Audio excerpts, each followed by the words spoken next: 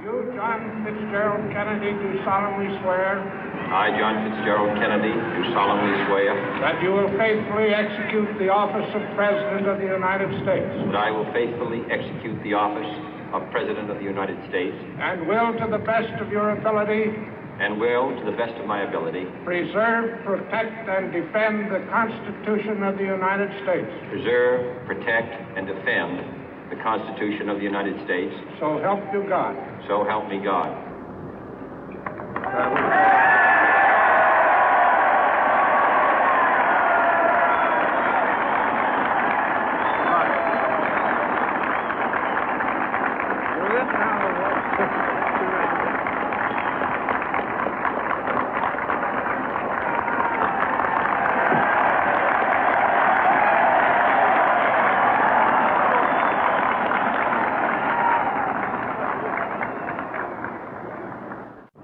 Vice President Johnson, Mr. Speaker, Mr. Chief Justice, President Eisenhower, Vice President Nixon, President Truman, Reverend clergy, fellow citizens.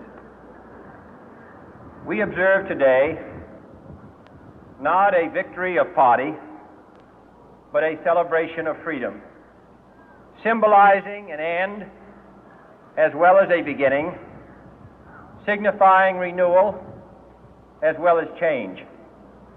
For I have sworn before you and Almighty God the same solemn oath our forebears prescribed nearly a century and 3/4 ago. The world is very different now, for man holds in his mortal hands the power to abolish all forms of human poverty and all forms of human life.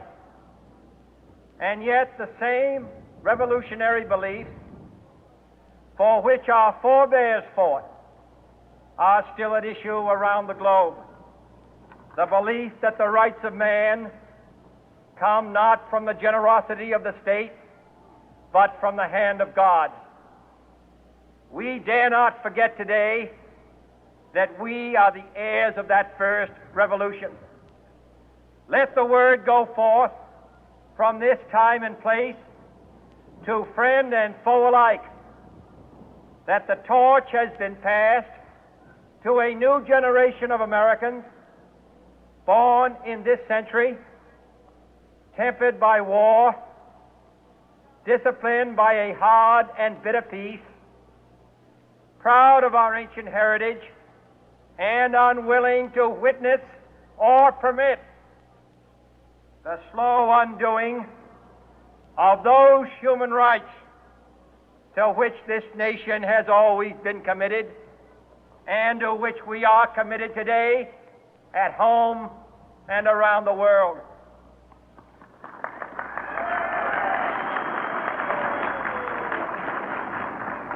Let every nation know, whether it wishes us well or ill, that we shall pay any price, bear any burden, meet any hardship, support any friend, oppose any foe to assure the survival and the success of liberty.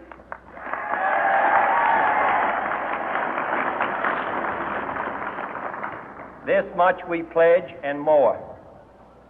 To those old allies whose cultural and spiritual origins we share, we pledge the loyalty of faithful friends. United, there is little we cannot do in a host of cooperative ventures. Divided, there is little we can do, for we dare not meet a powerful challenge at odds and split asunder. To those new states whom we welcome to the ranks of the free, we pledge our word that one form of colonial control shall not have passed away, merely to be replaced by a far more iron tyranny.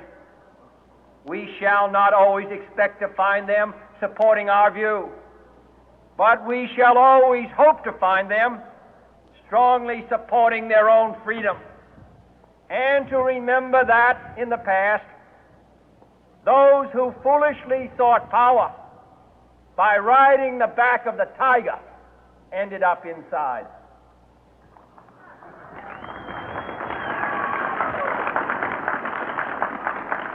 To those people in the huts and villages of half the globe struggling to break the bonds of mass misery, we pledge our best efforts to help them help themselves for whatever period is required, not because the communists may be doing it, not because we seek their votes, but because it is right. If a free society cannot help the many who are poor, it cannot save the few who are rich.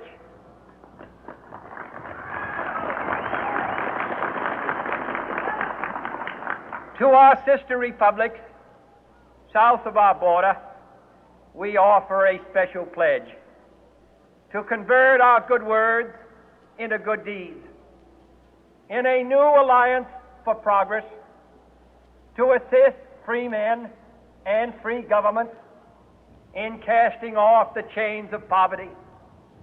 But this peaceful revolution of hope cannot become the prey of hostile powers. Let all our neighbors know that we shall join with them to oppose aggression or subversion anywhere in the Americas.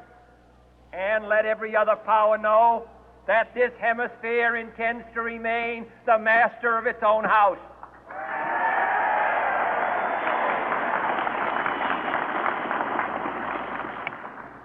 To that World Assembly of Sovereign States, the United Nations, our last best hope, in an age where the instruments of war have far outpaced the instruments of peace, we renew our pledge of support to prevent it from becoming merely a forum for invective, to strengthen its shield of the new and the weak, and to enlarge the area in which its writ may run.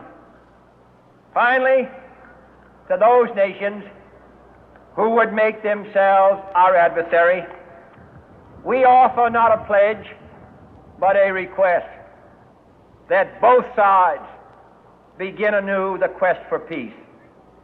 Before the dark powers of destruction, unleashed by science, engulf all humanity in planned or accidental self-destruction, we dare not tempt them with weakness, for only when our arms are sufficient beyond doubt can we be certain beyond doubt that they will never be employed.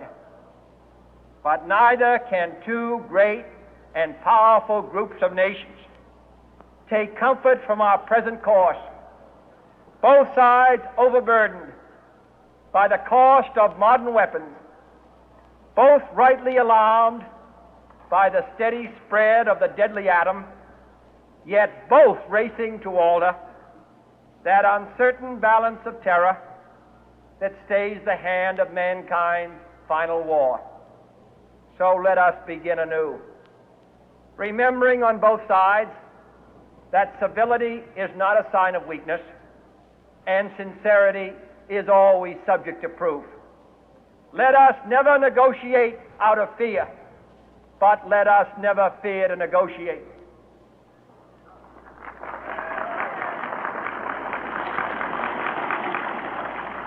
Let both sides explore what problems unite us, instead of belaboring those problems which divide us. Let both sides, for the first time, formulate serious and precise proposals for the inspection and control of arms, and bring the absolute power to destroy other nations under the absolute control of all nations.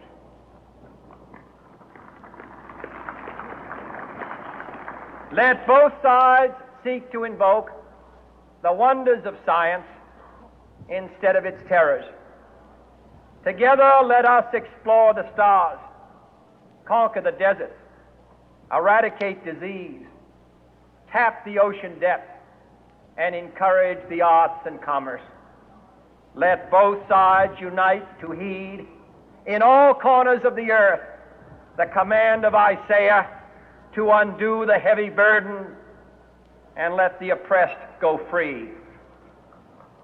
And if a beachhead of cooperation may push back the jungle of suspicion, let both sides join in creating a new endeavor, not a new balance of power, but a new world of law, where the strong are just and the weak secure and the peace preserved.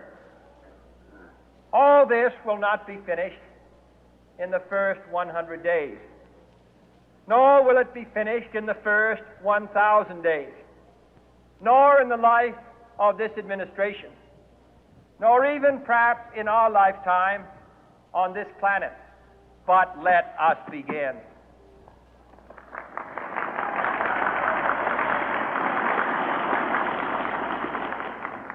In your hands, my fellow citizens, more than mine, will rest the final success or failure of our course. Since this country was founded, each generation of Americans has been summoned to give testimony to its national loyalty. The graves of young Americans who answered the call to service surround the globe.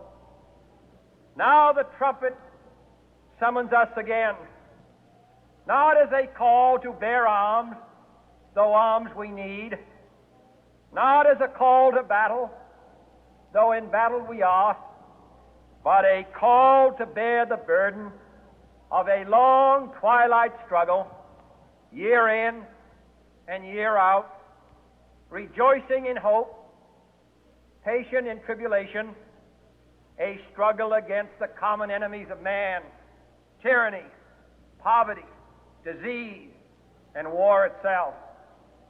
Can we forge against these enemies a grand and global alliance, north and south, east and west, that can assure a more fruitful life for all mankind? Will you join in that historic effort?